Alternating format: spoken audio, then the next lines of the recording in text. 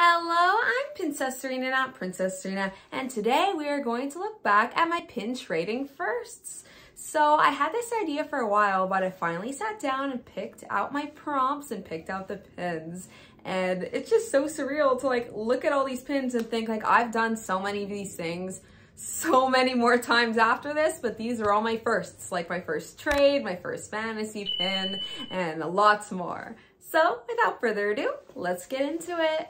So my first pin actually wasn't a Disney pin at all. It was a Build-A-Bear pin. I know, super random, but this is where the collector in me ignited, you know, and I needed them, right? So I was obsessed with Build-A-Bear, and it actually has a back, this pin. It says Build-A-Bear 2008. And I remember there was this summer competition thing where it's if you did something good for the environment, you'd get this pin. If you did some exercise, you'd get a Build-A-Bear holding weights. It was adorable. And then there was a reading one, and then I believe there was a fourth one. But this is the only one I have right now, many years later. After this, I was very well aware of the existence of pins. Then when I went to Disney World, I got my first ever Disney pin. And it's Mickey saying my first visit to Walt Disney World, and it has all 4 parks. And I remember thinking oh, perfect, I could get this and I don't have to get a pin per park. But then I went ahead and got a pin per park anyway.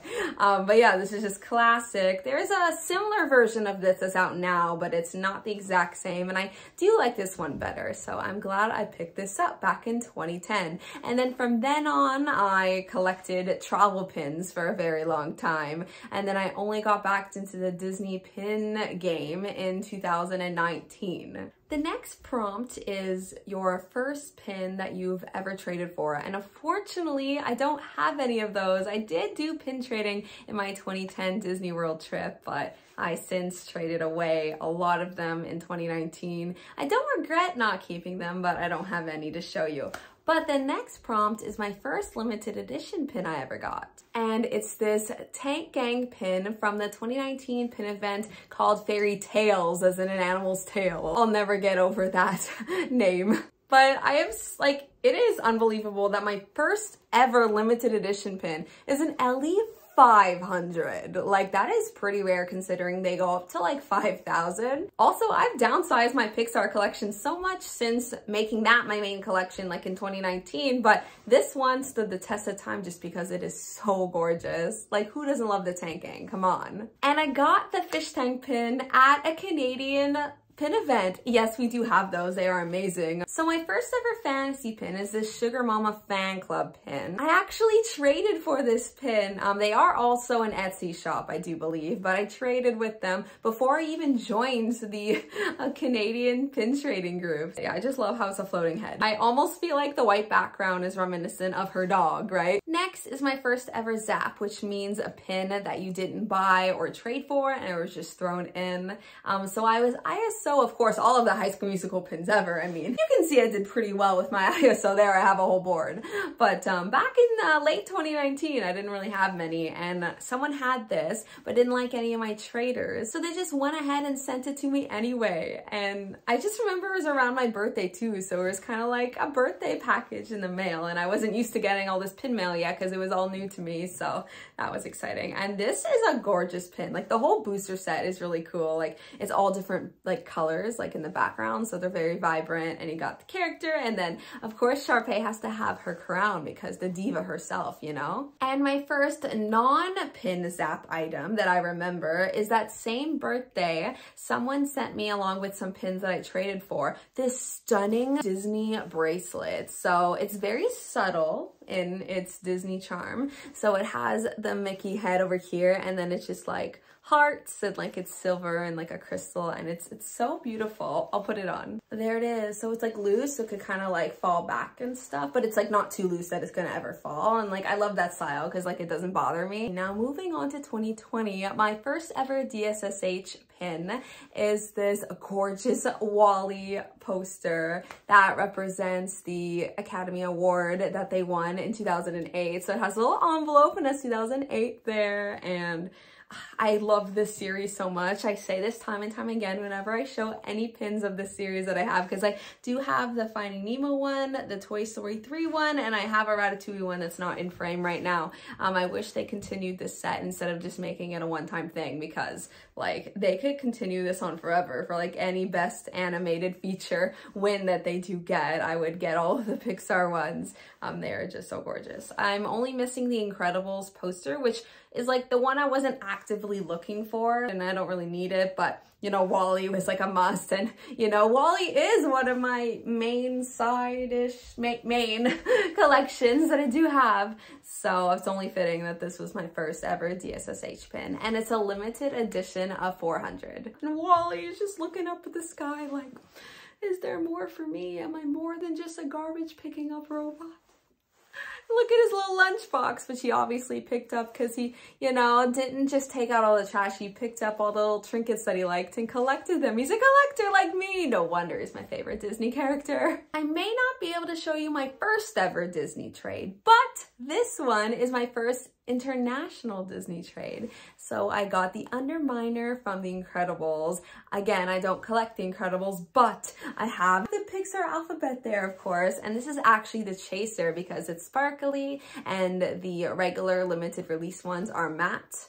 And yeah, it's a limited edition of 400. And I just remember that's what prompted me to go into the States and finally bite the bullet and, you know, pay the shipping to the States to trade, because I really wanted to get all of these pins. Next is my first ever bulk trade, as in I traded a bunch of lesser value pins for some higher value pins. So I got these High School Musical DSSH limited edition 300 pins. I was so impressed with myself. So I got Sharpay and Ryan, and I got Chad and Taylor. Like, it's unbelievable because these go for so much money. Like, I mean, rightfully so. They are huge and they are stunning and they are so limited, so rare. But I am still, you know, over 2 years later on the hunt for that Troy and Gabriella one. I saw it for sale once since I got these, but it was like over $300 US.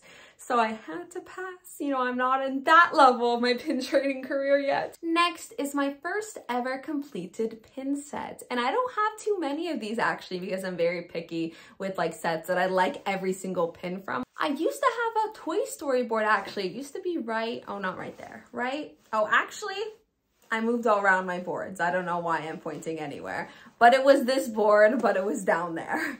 But right now, you know, through sets, I'm able to kind of save some of the Pixar sub collections that I did completely downsize away. So I got this Toy Story poster set, and it's just regular like open edition. It's from a mystery box actually, and I wish a mystery box would come out that I like love the whole set from, and then I could actually open mystery boxes on the channel, because I never have, believe it or not. And yeah, I started collecting this set in 2019 and I completed it in 2020. So it only took a few months. 3 of these I actually traded with someone in China to get them. Like, it was so difficult to find, but it was totally worth it. And then of course I had to paint my own board to commemorate this gorgeous set, because it doesn't really go on any other board. Because like it's all like rectangles. So I feel if you put them anywhere else, like it would just be too boxy. Especially on the Pixar board right now, like it has the puzzle and that's boxy. I don't want like any more kind of taking away from that stunning set. Like, I want it to be the star of the show over there. And here, you know, it's perfect because, as I've said once on this channel before, my handwriting resembles one of a preschooler, so it's perfect because they're preschool toys. All right, on to 2021. So this is the first time I completely splurged on a pin. So it's WALL-E once again. I know it's surprising it's not Disney Channel, but I've done that as well. But this was first. I came for WALL-E first because his eyes, like, how can you say no to them? Even though you can barely see them in this pin. But it's just so unique because you never, I don't think any other pin represents the end of the WALL-E film. And it's like their happy ending and they're repopulating the earth and they're replanting everything. So, and you got the boot there. I feel like if it wasn't for this little detail, I wouldn't have bought this pin. Like, I swear, it's just so perfect that the boot is kind of like the root of the whole huge tree because it's just the root of like the newly improved earth that they saved. And it's an LE200. And my last prompt, but definitely not least, is in 2022, my first ever fantasy pin that I created. So of course, it is this Once Upon a Time Entering Storybrooke pin that I made. I'm forever so proud of this. This turned out so beautifully. I worked so hard working with my manufacturer and artist, and like my vision was just executed even more than I could have even ever imagined. And on the back, it says Pincess Productions because that's my Instagram handle for my fantasy pins, which I'm definitely going to make more in the future. And then it says Entering Storybrooke LE40. Here's an overview of my pin trading firsts and another first today, my first ever pin tag I created. So that's it for my pin trading firsts. I hope you enjoyed. And if you haven't already, please subscribe for more pin related content from me.